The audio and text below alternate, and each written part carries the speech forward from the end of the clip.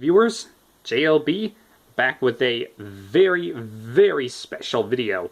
And this time, right here on Animated Television History Tour, we're going to be discussing the space age counterparts to the Flintstones, the most modern space age family ever, the Jetsons.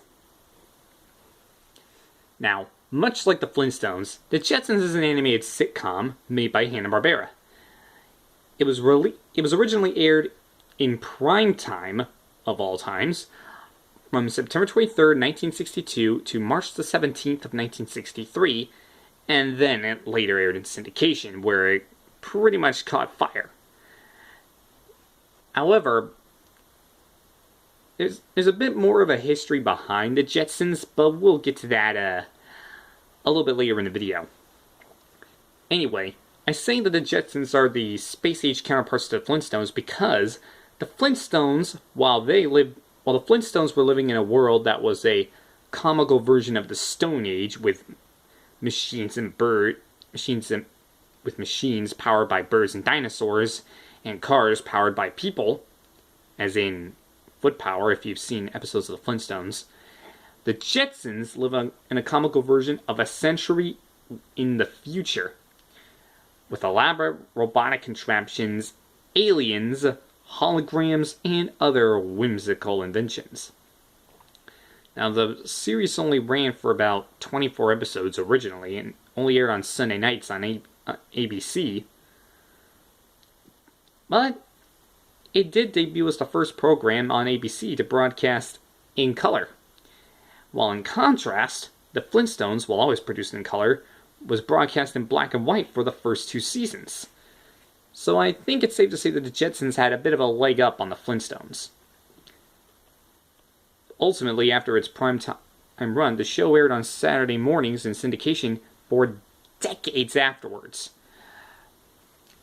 starting on ABC for the 1963-1964 season, then on CBS and NBC.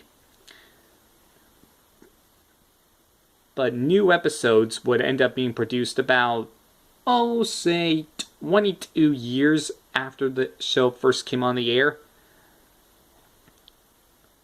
However, after 1989, well, that's when the show stopped. But let's talk about the premise first. Now, in order to understand the premise of the show, we're going to have to go a bit further in time. Metaphorically speaking, of course. You see, the Jetsons, they reside in Orbit City, a futuristic space-age city where gas-powered automobiles are a thing of the past, and it's flying cars that people are driving now. The city's architecture is rendered in a traditional late 40s, mid-60s art style.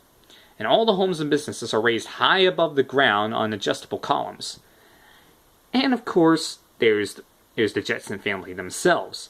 You got George Jetson, who lives with his family in the Skypad apartments, his wife Jane Jetson, their teenage daughter Judy Jetson, who attends Orbit High School, and their son Elroy Jetson, who attends the Little Dipper Elementary School. Now, of course, for a family like this, you have to have a housekeeper, which is where Rosie comes in. Rosie is a housekeeping robot maid. She handles the chores not otherwise rendered trivial by the home's numerous push-button, space-aged, envisioned conveniences. And of course, there's the family dog, Astro. He has the tendency to say every word with an R at the beginning. And if that doesn't sound familiar, then just wait till we get into the mid-60s. Trust me when I say it, you might hear a dog speak with an R at the beginning of each word later down the line. But anyway, let's move on. Now, Mr. Jetson's work week consists of an hour a day, 2 days a week. His boss is one Cosmo Spacely, the bombastic owner of Spacely Space Sprockets. Spacely has a bit of a competitor by the name of Mr. Cogswell, the owner of the rival company Cogswell Cogs, sometimes known as Cogswell's Cosmic Cogs, if we want to be a long-term name. Now, Mr. Jetson commutes to work in an aero car. Sort of what they're planning on now with flying cars these days, only years before this time. And of course, as you would expect, life is leisurely in the space age. Or the space age that was perceived in the show. But let's keep going. Now, many people have fond memories of the Jetsons. In fact, one of my siblings happens to have fond memories of watching the Jetsons movie. But as for me, I only watched one episode of the Jetsons when I first got my hands on. Let's see, where did I put it? Hold on a minute. Here. This is where I first saw my first episode of the Jetsons. The VHS copy, at least. Cartoon Network's Cartoon Crack-Ups. As you can see, Mr. Jetson is right on the cover. The only episode of the Jetsons that's on here is one that had to deal with a certain teen rock music idol by the name of Jet Screamer. But it would take more than Jet Screamer and the Jetsons to get the show off the ground. Now, and of course, that was pretty much hard for the Jetsons at first, because in 1963, Maury Amsterdam and Pat Carroll each filed. Well, Maury Amsterdam and Pat Carroll are actually, I believe. No. I thought that Maury Amsterdam and Pat Carroll were part of the cast and crew for the Jetsons, but I was completely misread. Anyway, in 1963, those two each filed $12,000 suits against Hanna-Barbera for breach of contract, claiming that they had been cast and signed to the roles of George Jetson and Jane Jetson, respectively. Although their contracts stipulated that they would be paid $500 an episode with a guarantee of 24 episodes.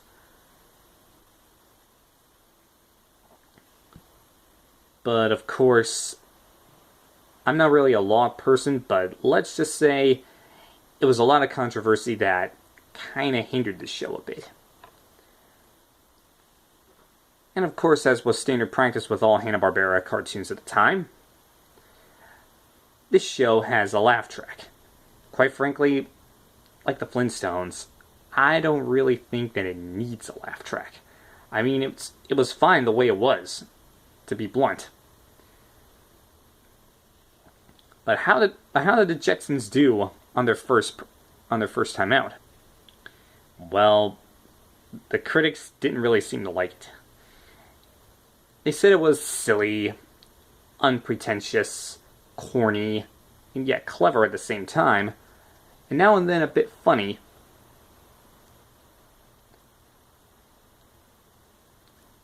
But what am I saying? It was kind of lukewarm of a reception at best.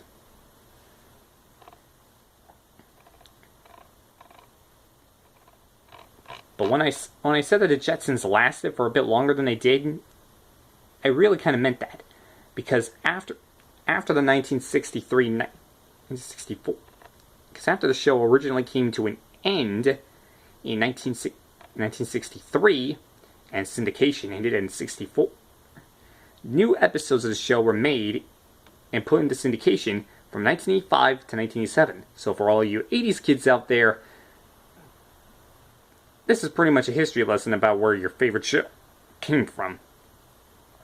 However, no further specials or episodes of the show were produced after 1989 due to the deaths of George O'Halloran and Mel Blanc, who were the respective voices of George Jetson and Cosmo Spacely. However, there was a film released in 1990 called Jetsons the Movie, but we'll get to that when later down the line on animation cinema. It pretty much served as a finale to the television show. And that was the last that people would hear of the Jetsons. Or was it? You see, about 27 years later, a new Jetsons movie came out. It was direct-to-video. It was called The Jetsons and WWE Robo WrestleMania.